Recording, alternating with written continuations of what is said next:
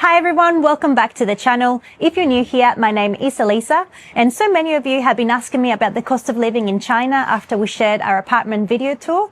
Some really fantastic questions, so please keep them coming.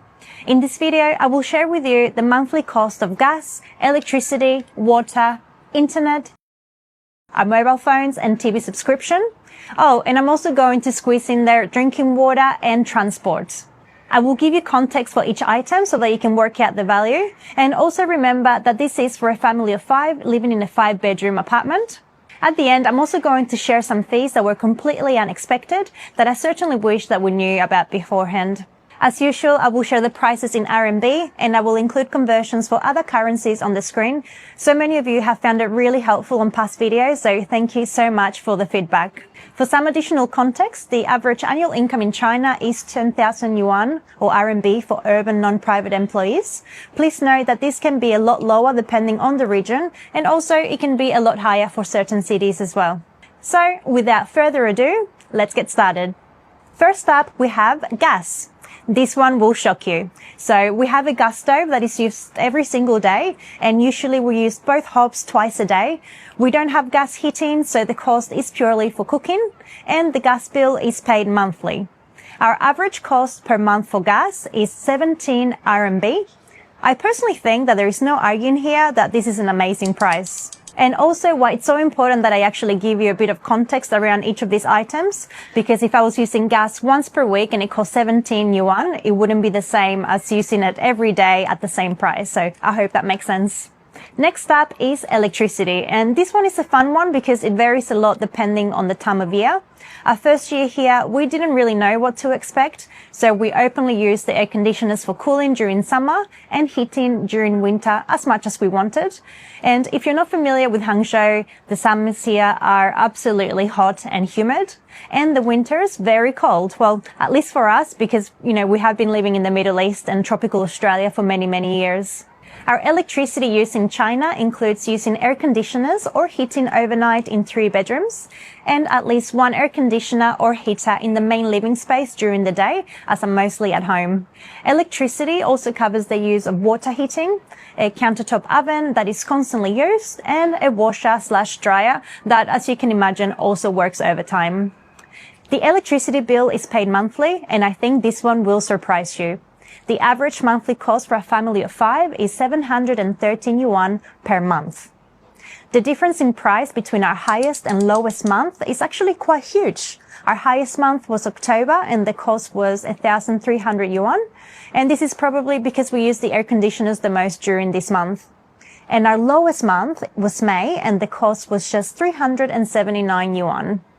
We do think that generally we do use electricity in comparison a lot more than an average Chinese family. So I do expect that they spend a lot less than we do. And also, generally speaking, we do enjoy cold air conditioning more than the locals. We have been blown away to see people simply with a fan and windows wide open in the middle of summer. So safe to say that this is not a frugal amount and we could spend a lot less. I would love to hear from you actually. How much does electricity cost per month in your country? Next up is water. Just as we did with our electricity use, we use water in the first few months with no artificial limits. We have 2 bathrooms with showers plus a bathtub. We're basically an active family, so we do shower at least once a day, usually more. And I cook daily as well, so we also do a lot of dishwashing. And to my despair, we don't actually own a dishwasher currently. The water bill is paid every second month. So bearing all of that in mind, the average monthly cost for a family of 5 is 52 yuan. I'm also going to include our drinking water. We don't believe that it's safe to drink the tap water here. In fact, we also see the locals buy bottled water. So we do have our water delivered to our home in these 19-liter bottles. They are 22 yuan each, and we go through about 12 of these a month, which comes to 264 yuan per month. Now let's talk about transport. We previously lived in Qatar where we had 2 vehicles. However, since arriving in China, we decided we would go without a car at least for the first year or so. So for the first year, we have been relying on an online car hailing service called Didi, which is basically Uber, along with the metro. We chose to live close to the children's school and David's place of work for ease of commute, and we also walk and bike a lot. An average month of public transport for a family of 5 is 612 yuan, and this generally includes a taxi to and from school and the occasional outing to the city for which we use the trains. Some months we spend a little bit less, others a little bit more, and this obviously doesn't include our holiday transport expenses. Next up is internet, and we have an unlimited internet plan and allows us to access websites that we can't get. This includes YouTube and WhatsApp for keeping connected with family. So for us, having a is absolutely a must. We do pay for it separately, but it enables us to use Wi-Fi in our home across all our devices without connecting to a separate service. The internet on its own is 1,788 yuan per year, which is 149 per month. And the VPN costs 1,200 yuan per year, which is 100 yuan per month. Now let's move on to our phone bill. We don't have a landline service, which in this day and age is not surprising at all. So this cost is entirely for our 2 mobile phones. Our package includes 40 gigabytes of data and 360 minutes for calls. We each pay per month, and our plans cost just 58 yuan each. So that's 116 yuan per month.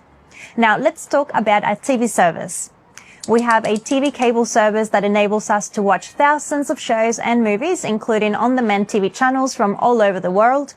Honestly, the user interface is a bit tricky and it could be improved. However, the access that we have is incredible, and it definitely comes at a price. This service costs us 1,500 yuan per month, which works out to be 125 per month.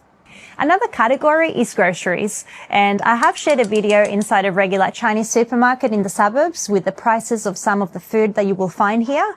However, I would love to give you a clearer view of what we actually spend as expats that buy imported products, and also as people that don't have a traditional Chinese diet. So in a future video, I will show you what we buy, how we buy it, and how much we spend per month.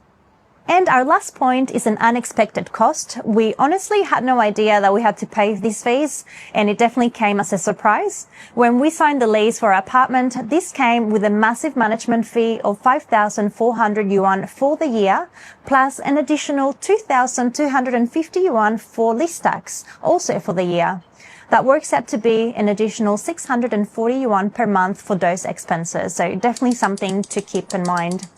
So, our total monthly spendings for utilities comes to 2,788 yuan.